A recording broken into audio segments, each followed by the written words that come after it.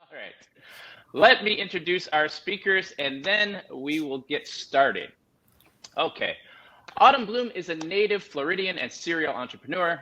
She combines her passion as an ocean advocate with her background as a cosmetic chemist as the CEO of Stream to Sea, a company setting this new standard for sustainable, safe body care products and sunscreen. She's working in support of toxic sunscreen bans around the world. Autumn has testified before the USVI Senate, presented to the National Science Academies, and submitted testimonies in Hawaii, Key West, and numerous other island locations.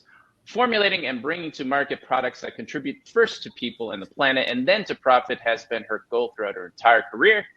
Recently inducted to the Women's Divers Hall of Fame, Autumn is also a technical scuba diver, shark advocate, and underwater photographer. She says has some excellent pictures on her website too. Check that out.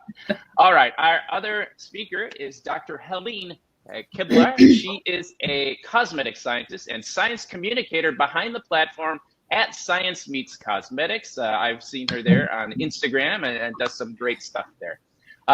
So through Instagram, she explains the science behind cosmetics. She earned a BS, a Bachelor of Science in Chemistry from the University of Amsterdam, an MSc in Nanomaterial Science from UTech University, and a PhD in Complex Fluids from the University of Amsterdam.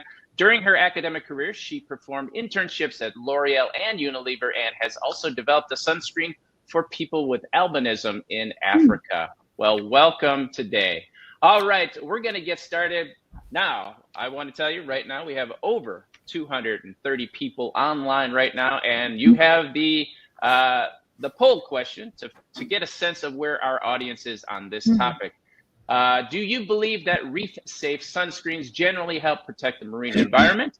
Right now, we have 43% of you say yes, and 55% of you say no.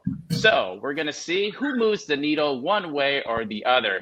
And we're going to start with Autumn. So Autumn? Thank you. Well, I really appreciate that introduction. It is such an honor to be here today. I can't believe that so many people are that interested in this topic among this group. It's exciting for me. My goal, of course, is to show you how very real this conversation is. Whether reef-safe sunscreen is real or it's marketing fluff, of course, my goal is to convince the other 57% of you. I don't think I can introduce myself as well as Perry did. Thank you for that. I am a lifelong ocean advocate, member of the Women Divers Hall of Fame, and a cosmetic chemist. I've been formulating natural skincare, clean skincare for more than 25 years. And what I really wanted to share is that I founded Stream to Sea after I saw an oil slick coming off a group of snorkelers when I was scuba diving in Palau. That was the first time that I thought about how the products that I had been formulating, putting out in the world, might impact not just our bodies, but the aquatic environment as well. It was a different thought process for me. So now instead of just making products that are safe for us, I focus on formulating sunscreen and body care that's safe for us and for a blue planet.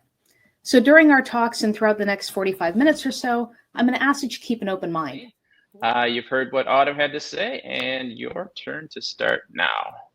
Also, thank you, Perry, for giving this opportunity to tell you guys more about reef-safe sunscreen, whether this is a science, really science-based or a marketing hype. But just like a very short introduction, because I think it's necessary. Maybe many of you are already up to date about this information, but I think it's important just for the rest of the presentation to have a sort of idea of how sunscreens are based. So often, actually, we need a carrier, which can be like an emulsion or an alcohol, to disperse or dissolve the chemicals in there, so the UV filters. And then we often distinguish two types of UV filters. So the organic one and the inorganic ones, and the organic ones which are often called the chemical ones. Well, of course, everything is a chemical, so that's something which should also be changed. But for now, those are the chemical and organic ones.